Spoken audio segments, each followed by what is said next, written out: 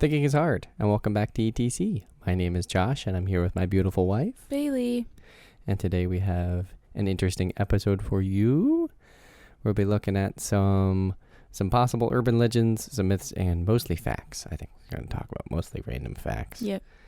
And for this episode, we just wanted to have a little fun, let it be kind of free-flowing, not so much of a structure, just a accumulation of things you might not know. Mm-hmm. So awesome. Something to listen to while you're Driving to work or on a road trip. putting away laundry. Mm-hmm. It's just Basic stuff. all for fun.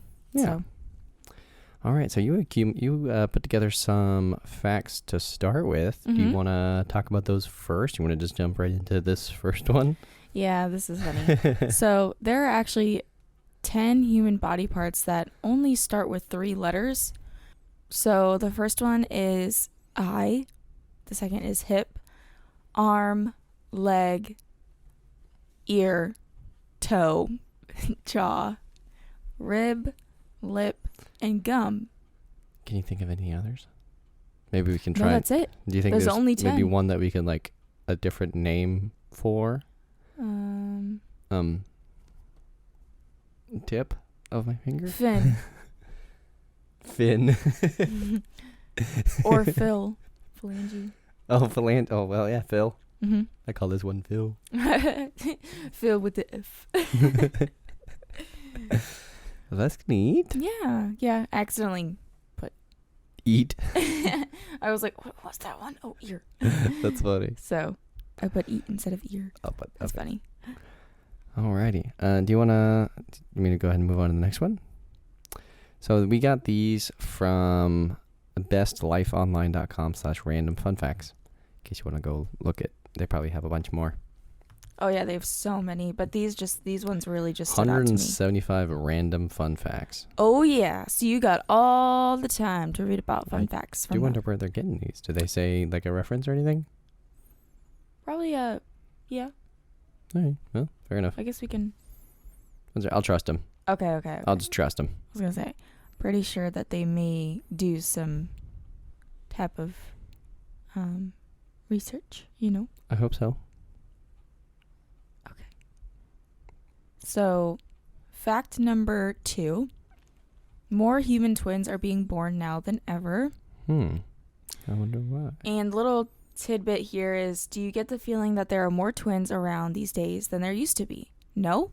Well, you should, because according to a new study in the journal Human Reproduction, there you go. So they take their sources from different sources. So it's not just one source. They actually research other things for each fact. The twinning rate has increased by 1/3 since the 80s, up from 9 to 10 twins per 1,000 deliveries. Currently, that adds up to about 1.6 million twins being born each year across the world, meaning 1 of every 42 babies is a twin. Helping drive that is the increasing use of medically assisted reproduction. Okay, so like IVF.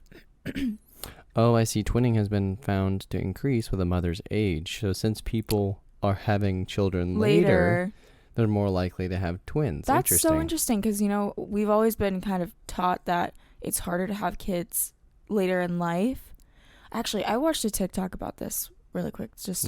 I wish I had it. I didn't save it. But the reason why we're so we need to have kids when we're young, and the reason why we need to have kids at 20 or 30 or whatever age, is because there was an old study, and it's in BC is when this study was made.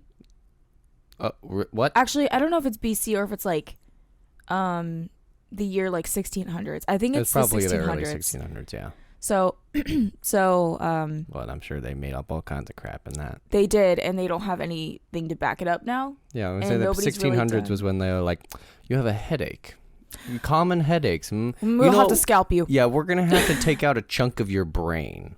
That'll fix it. That'll get it. Yeah, let's do that.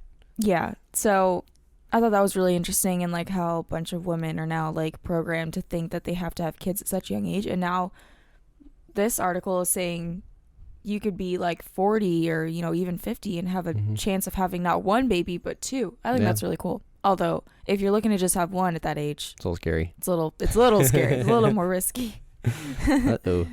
So, yeah, that's really I awesome. mean, it's still a pretty small chance. It's increased from 9 to 12 per 1,000. So, I mean,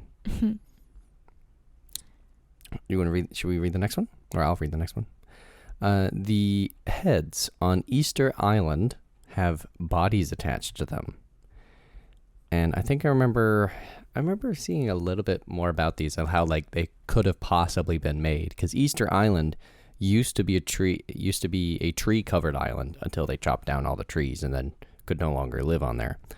So, according to this, the iconic stone heads protruding from the ground on Easter Island are familiar to most, but many don't realize what lies beneath the surface.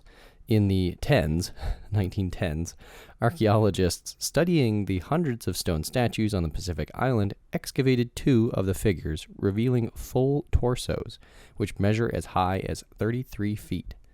I want to look at this picture, if they have a picture. Well, yeah, that's a full torso. It's pretty basic. It's just like a flat thing, but he has like little arms cut out. That's pretty interesting. That is cool. I remember hearing about like how they could have rolled them into place using logs, like they laid them flat down on logs and like rolled them along. But how they got kind of sunken, I don't know. But neat. Oh, is that the 2010s, not the 1910s? Because that's a color picture. I was gonna say yes. It is the 2010s. The 2010s. Okay. Goodness gracious. That's interesting. Probably religious significance or something, or just for fun. Mm-hmm. One king was just like, you know what? I have an idea. All right, guys, we're gonna build some giant stone statues that look like me. Oh, I'm sorry. Those stone statues are not. He's got a tall forehead. They are not a. Isn't that the Dum Dum Gimme Gum Gum? Yeah, it is. Guy. Okay. So that means that movie's wrong, unless they chopped the rest of his body off. Because remember in that movie, it's just a head. Well, that movie, it was before 2010. That is true. So they didn't even know that there was a body attached. I think. How would you not know there was a body attached? Like when? Okay. Well, anyway. Good question. Anyway. Okay, so the moon has moonquakes. Oh my. I bet you didn't think that. I bet you didn't know that. Just as the Earth has earthquakes, the moon has, yep, you guessed it, moonquakes. Less common and less intense than the shakes that happen here, of course, but moonquakes are believed by U.S. geological... Sorry, this is when I start to read like a dumbass. All right. Moonquakes are believed by U.S. Geological Survey, so USGS, scientists to occur due to tidal stresses connected to the distance between the Earth and the moon. So like how the moon is pulling on the Earth with gravity, the Earth is doing the same, and that causes the rocks on the moon to be like have stress, and then suddenly they snap. Law of attraction. Because I'm pretty sure that the moon is cold inside. I mean, it's still I think a few thousand degrees, but it's colder than the Earth. Like it doesn't have a molten core, so it's not actively moving like the Earth is. That's neat. Do you want me to read this part? Yep. The hottest spot on the planet is in Libya. Well, I don't really want to go there, so I don't know why it's not the hottest spot. But sorry. I'll read this. Specifically, the hottest spot ever recorded on Earth is in El Azizia in Libya, where a temperature of 136 degrees Fahrenheit was recorded on September 13th, 1922. Wow. While hotter spots have likely occurred in other parts of the planet at other times, this is the most scorching temperature ever formally recorded by a weather station. Wow. That's toasty. That's really warm. What's the boiling point of water? Isn't like a... Hold on. Boiling point. I actually don't know. I'm really awful with temperatures when it comes to Fahrenheit. I'm sure you could cook an egg, though. At Boiling 136. point at Fahrenheit. Let's see what that says. I'm sure you could cook an egg or something in Libya. Oh, yeah. Boiling point. Okay, please give me 212. Okay, so not... The air is not boiling. If you let it sit there all day, I'm sure it would boil. It would cook or boil or whatever. Heck yeah. But, you could definitely cook an egg. You could sit it like right over on that little flat area right here. And then come back like literally 2 minutes later, I'm sure, and it would be a fried egg just waiting for you. Well, maybe some random creature will get it, but... Yeah. Scorpion might come up and snag it. Let's see here. Okay. This one might be hard to believe. So I know, right? This one I was like, what? And I like sat there for 5 minutes trying to figure out what, like, how it works. So Yeah. Your nostrils work one at a time. When we breathe in and out of our nose during the day, one nostril does most of the work at a time, with the duties switching every several hours. This nasal cycle is dictated by the same autonomic nervous system that regulates heart rate, digestion, and other unconscious bodily functions, and is the reason why, when our nose gets stuffed up, it does so one nostril at a time. dude, that's so true. Oh. My Do you nostril. think I have a favorite nostril? Your body has a favorite My nostril? body has a without you favorite knowing? nostril because Yeah. every time I bleed out of my nose, I only bleed out of my nose one nostril. And it's this one. No. And the other one is always fine. Hmm. Yeah. So it just like goes through. Or maybe that means that this one is messed up because blood isn't coming through.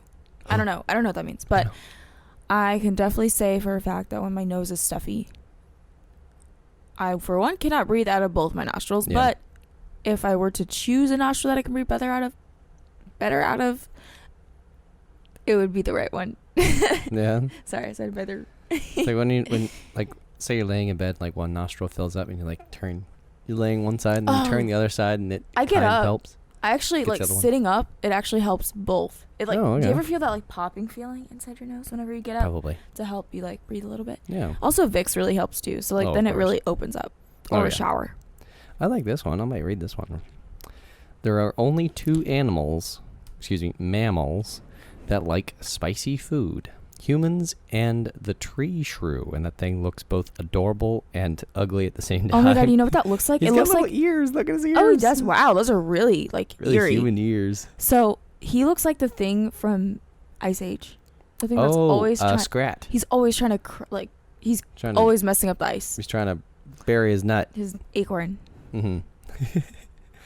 While humans have long had the rare distinction of being the only mammal that actually enjoys spicy food, that list has seen a new addition, as a study by Chinese researchers found out that tree shrews have a mutation in their ion channel. Bless you. Have a mutation. Have a mutation in their ion channel receptor, TRBV1, which makes it less sensitive to the hot chemical in chili peppers. As a result, the adorable critters happily gobbled up corn pellets laced with some spice. I can't. Capsaicin. Compounds that give peppers their spice, while other mammals in the study avoided them. So there were just some like Chinese researchers out in the forest with just some spicy food He that looks sprinkled on kind the of ground. scary. Look, he's eating it. Actually. He looks like Chuck E. Cheese. He's eating it right He looks there. like Chucky. Oh, okay. Like Chucky from Chuck E. Cheese. Uh-huh. That's funny. That's interesting. I mean, foods being spicy is a deterrent so that we don't eat them. Like for like peppers and stuff, it's so that we don't eat their seeds. Although, is it though? Because if you eat their seeds, then it like goes through your system and then like it's surrounded by growable material. I don't know. Anyway, did we read this part? Or you want to read it? I will read this one. Okay. Is there a title? Oh, it's Oh no, not really. TIL. Today I learned. Oh, today I learned that lipstick was first invented in ancient Sumerian and Indus Valley about 5,000 years ago. Later, people wore lipstick for different purposes. The ancient Egyptians wore lipstick to show social status rather than gender, while the Chinese protected their lips. Wait, Wow. they used lipstick to protect their lips? Yeah, like lipstick, like lip balm, like for sunblock. Like and- chapstick? Yeah, I like wonder if chapstick. they- Excuse me. Yeah. Oh, Except it was just colored Interesting. because they hadn't yet invented like clear lipstick. right. Took a So minute. that's pretty clever because I mean, if you're out working in the bright sun, Yeah. it'll burn the hell out of your lips. Have you ever had burnt lips? I don't think so. It is thankfully. terrible. I'm sure it's awful. It is terrible. I had burnt lips like maybe once or twice as a kid. And obviously you can't put sunscreen really on your lips, Yeah. but you do wear lip balm, you know, Mhm. when you go to the beach, but you know, kids aren't really remembering, I need lip balm for my lips Yeah. for the beach. So, you know, my lips were so like they were like a bright red. Like you know how you eat or drink Kool-Aid? Like Yeah, it you turns your mouth red. You eat a popsicle, like a red popsicle, or Oh, you yeah. drink like red Kool-Aid. It was like that. Red. But without the ring, you know. And with pain. and with a little bit of pain because they like the dead skin. It peels off. Oh yeah, Ooh. just like your skin. Ouchie. Yeah, that's from Today I Learned from Reddit, and it looks like the link is to Wikipedia. So Nice. Neat. That's interesting that it like you'd see men and women wearing lipstick, but it was based on like their social status. So if they were like, you know, a noble, they would all be wearing like purple or whatever. Mm-hmm. That's cool. What was it? Different colors or just lipstick in general? I'm sure it was different colors. Okay. Because I mean, it's the Egyptians, so they had access to a lot of different stuff, like bugs and flowers and stuff like that. So I'm sure they wore different colors. All right. So today I learned that 65% of cancer survivors surveyed by War on Cancer said that they had been ghosted by their friends or family after their diagnosis. That's effed up, dog. We literally have seen a TikTok. Well, at least I have. I remember of a, what is it? Like, am I the asshole type situation? Yeah. And it was like, don't tell blank that I have cancer or something like that. Oh. And it was like, oh no, I'm divorcing my wife because she has a terminal illness. Oh gosh. And basically his reasoning behind it was he just couldn't go through it. But it was like, okay, that's interesting because like I'm pretty sure you're not really going through much. I mean, you're going through obviously the terror of your person passing away, of course, but like you immediately thought of yourself and didn't think of the person that's actually going to be going through that, right? You know, and you just were like, yeah, I'm just going to divorce them, because they're not going to live anyway, even though there is a chance that they could beat it. Yeah, probably a good chance too. Blows my mind. So that's really sad. Like, imagine you get cancer and all your friends and family stop talking to you. I mean, their reasoning is probably like... That's so lonely. Gosh, I wonder what the reasoning for that is. They just probably don't want to deal with the grief and deal with the... Which makes no sense because you've known them for so long, right? Yeah. So, like, either way, you're going to grieve and act like they're dead. Yeah. If you're going to cut them off like that. So you're still going to grieve. So what's the point of losing time with someone that you know may not make it and you just cut them off early? That doesn't make any sense to me. It's rude. And also, I mean, just like a pet, you know, you'd want to be there for them on their last few days. So it's kind of like, why would anyone do that? Yeah. Well, on a happier note, the human body literally glows, which I think I saw something about this earlier. It might be hard to see with your naked eye, but everyone you pass by every day is literally glowing. The human body emits a small quantity of visible light. Visible in the technical sense, the illuminations is about 1,000 times less intense than the levels of light that you would actually be able to see. Researchers in Japan used a special camera to track this glow and found that it fluctuates throughout the day, with the body emitting its lowest light levels around 10 a.m. and the highest around 4 p.m., a rhythm the scientists attribute to the changes in one's metabolism. Makes sense. Like all your cells are busy working away, your mitochondria, your powerhouses of the cells, you know, doing their jobs. I mean, I think with pretty much any activity, like there's heat and light because they're kind of synonymous with each other. So that's cool. That's pretty cool. So do you think if you have a high enough metabolism, you could literally glow? Have to eat a lot of hamburgers, but well, then you will not be glowing. You'll be oily. Oh, you'll just be greasy. Greasy. Oh my goodness. We'll just mistake your beautiful glow for a lovely, great, greasy glow. Okay. We knew that. I knew that. Nice. Nothing that looks like that I will read. It's a album cover, I think. I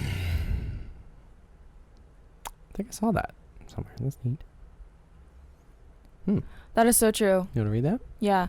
So, I specifically have a hard time focusing. So I do chew gum for one reason or two reasons. I chew gum when I'm nauseous because it's minty. Fair. And two, I chew gum because it helps concentration, in my opinion. And also I have ADHD, so like moving and stuff, like when your jaw is constantly moving, it actually feels like you're moving. So that also helps. But it says the next time you are having trouble focusing, you might want to reach for a stick of gum. A 2013 study in the British Journal of Psychology found that those subjects who chewed gum while taking part in a memory challenge were able to stay focused for longer periods of time than those who did not chew gum. That's really cool. I think it limits Probably distractions or something, instead of just like randomly moving your tongue around in your mouth or, messing with your jaw. You're focused on, you're just like mindlessly gnawing away. By the way, this title, I apologize, I did not read it. It's chewing gum boosts concentration. So, okay. It does. It really does, I think. Yeah. So.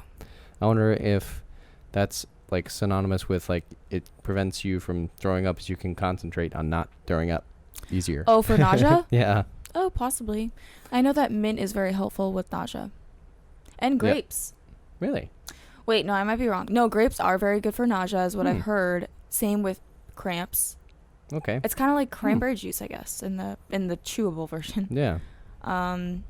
Yeah. So some foods kind of help. Some flavors, I guess. Maybe acids help. Or you could just like clear your throat.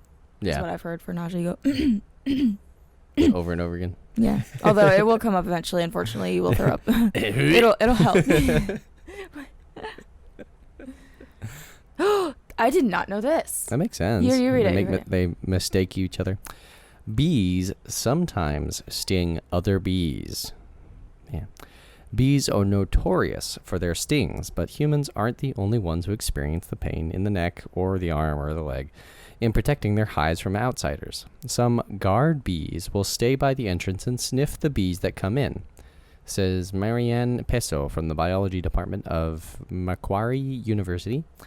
If there's a rogue bee from another hive trying to steal some nectar, the guard bee will bite down and even sting the intruder. I didn't realize that bees can bite. So I actually have a myth. They do have mandibles. Which I don't know if this is true or not, but when I was growing up, I learned that when a bee, and this could be a wasp actually, but when a bee stung, it actually was connected to all their insides. Oh yeah, that's true. It is true. Yeah. So he kills himself?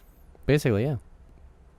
To protect his hive? Basically, yeah. But I don't know why that's the adaptation, because obviously other animals have adapted to be able to sting multiple times, so that's kind of a strange trade-off.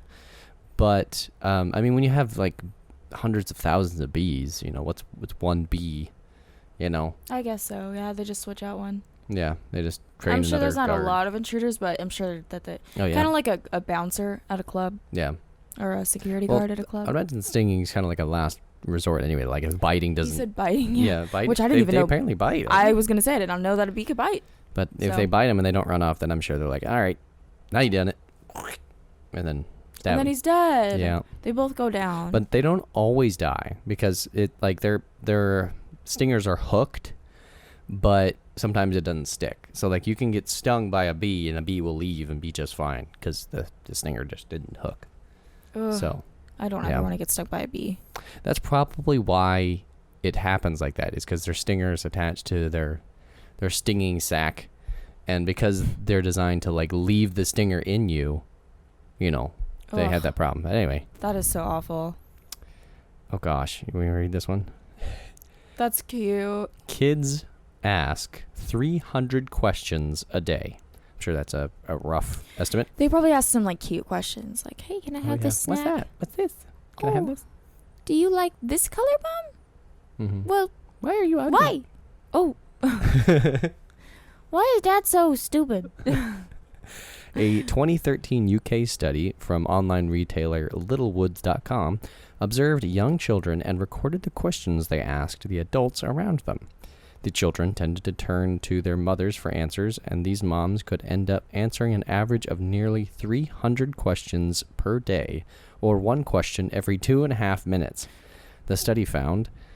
The hardest question. The moms reported that the hardest questions they were asked included, why is water wet? Wow. And what are shadows made of? So I love that. I love that so much. Why is water wet? I am not a parent, so I can't really answer this. But if, our kids were to ask us those questions, I'd be like, good question. Like, I think I'm still learning that at my age, too. Like, it's okay. If I figure out the answer, I will let you know. Because honestly, I don't have an answer at the moment. Yeah. Maybe Dad does. Hey, Dad?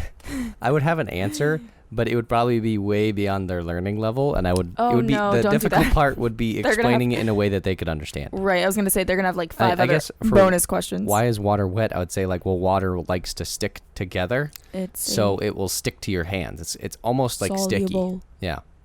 Yeah, I think it's because it's But they don't know polar. what that- It's a polar molecule, so it Right. easily sticks together. And then what are shadows made of? They're made of They're made of you. a lack of light, more than Well, yes, light. but they're They're well, not like, made of anything. they're something. Yes, but like I think what their questions are is like shadow of like their stuffed animal or something. It's like it's made of the animal and then the light emitting off the animal. Or Like covering a certain portion, kind of like the moon. But it's Yeah. hard to explain them to like the moon's situation. Like, why does the moon go away every month? Like, oh, well, so basically when Yeah, you'd have to get like 2 balls of tinfoil and Yeah. like this. Which, I mean, visual learning has always helped me, so I wouldn't mind doing visual learning with them too. It's just having, I think at the end of it all is like having the patience to answer those 300 questions. And if they're going to be asking, according to research, me all the questions, I will introduce them to Dad as well. Okay. I'll be like, here, 150 questions for you. Here, write those down. And We're gonna take 150 them to for Dad. me. We'll split it. You want to read this one? No, we can read the last one. How much time? I think we read the last one. No, you have one right here. No, that was it. I thought you were going to read this. Okay. Well, So hold on. that's an urban legend. Okay. I can read the urban legend. It's Yes. been 30 minutes. Okay. Yeah. Should I end it with the urban legend? Yeah. Okay. And you can please read this. Yeah. Okay. Okay. So we're going to end off this episode with an urban legend, a Florida urban legend. And I haven't read this yet, so we're going into this kind of blind. But this is called Florida Skunk Ape, which I had heard of once in like a diorama making video. And basically it's like Bigfoot, but he lives in swamps. So makes sense. Like imagine a Florida Bigfoot. We've all heard of Bigfoot, the giant ape that's a bit too human that stalks the wilderness around America. But what about his cousin, the Florida Skunk Ape? The Florida skunk ape is a bipedal ape-like creature seen in the wilderness areas in and around Florida, and is said to be similar to a Bigfoot but smaller in stature, about 5 to 7 feet tall. It is covered in reddish-brown fur and is said to smell incredibly bad, like a skunk that's been startled. That would explain when we were driving through like the Everglades area. I think, yeah. That we saw that like statue of like Bigfoot in the water. Remember that? Oh my god. Oh my god. Oh my god. Oh my god. That's probably where it not lays, but it probably where it resides. Maybe. Maybe they saw him there. Yeah, because you and I were, or I remember you saying like, oh, there's a Bigfoot. Yeah, there's like Bigfoot statue on the side of the road near oh this my gosh. like thing. That was near probably this like where it shack. was. So that was near where we were about to eat lunch on the way back. Yeah. That was in like the Everglades National Forest area. Right. Near, what was that city we were I don't eating remember the name of that city. lunch at? I don't remember. Naples? I think so. Naples. Okay. Yeah, just before we got to Naples. All right. Sightings. The Seminole culture, a Native American people from Florida, have a legend of a creature called etcpodcast. Etcpodcast translates as cannibal giant. Oh gosh. The creature is described as being secretive, incredibly strong, and very foul smelling. The sightings of the skunk ape have been recorded for as long as European settlers first arrived in Florida. In 1818, local newspapers reported a man-sized ape rummaging in the food stores of fishermen along the shore in what is now Apalachicola, Yeah. Florida. In 1942, a man from Suwannee County reported an aggressive ape-like creature attacking him while he was driving down a rural road. He said the creature rushed out of the bush line and grabbed onto his vehicle and pounded on the door, running alongside the car for half a mile before fleeing. Oh my. Also in the 1940s, a small community of Putnam County, Florida, became a hotspot for Florida skunk ape sightings. The creature became known to locals as the Barden Booger. Probably stunk. Aww. And look ugly. Reports of the skunk ape intensified in the frequency in 1950s and 70s, and an organization called the Bigfoot Field Researchers Organization has collected hundreds of alleged sightings from almost every county in Florida, stretching from 1955 until today. Two sheriff's deputies from Palm Beach County named Ernie Milner and Marvin Lewis had an encounter with what they believed to be the Florida skunk ape in the 70s. They were out working in a grove near Palm Beach when an ape-like creature began to stalk them. They shot at it with their firearms and it fled. They were then able to follow a trail of footprints and found some hair that had become caught in a barbed wire fence. And then here's a little video of the skunk ape from 2000. 1997 was a big year for the Florida skunk ape. A number of tour guides in the Florida Everglades and their guests reported sightings of a Florida skunk ape. One of the operators, named David Sheely, had some traps set for pests with lima beans. All right. He noticed that the traps had all been raided and strange footprints were leading up to them. Can you imagine just like this human-sized, hairy, smelly ape going up and lima bean. Just stealing your lima beans. Oh, lima bean. Lima bean. He decided to set a whole lot more traps, and then suddenly there was an influx of Florida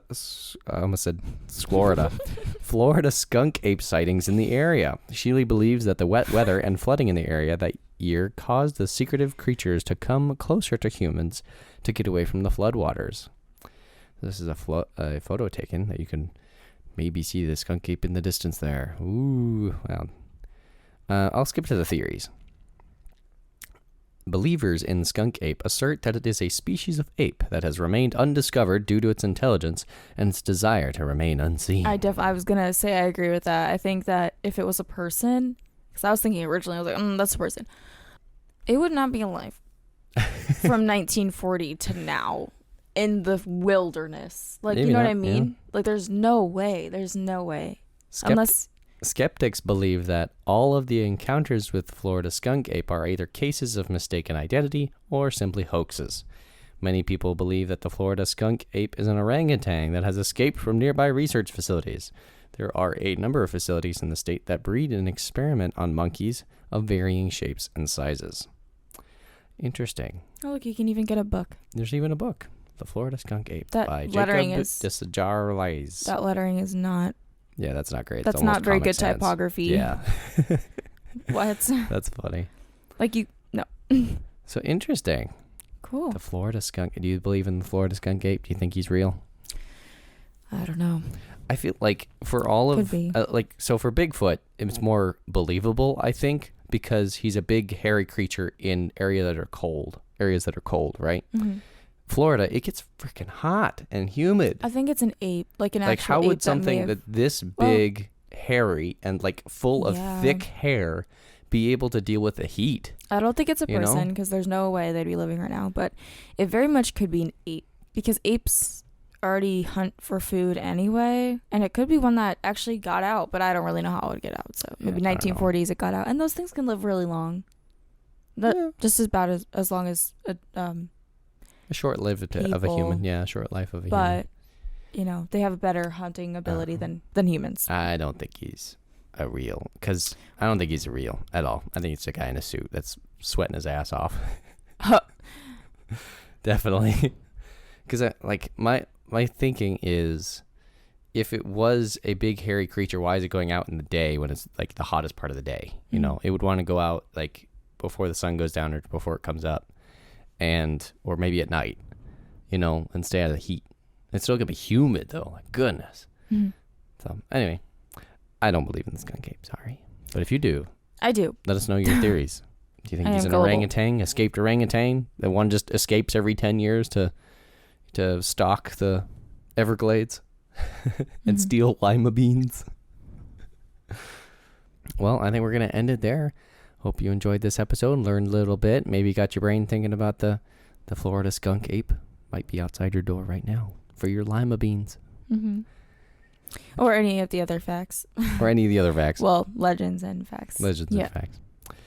And we look forward to seeing you in the next episode of ETC. Bye. Bye.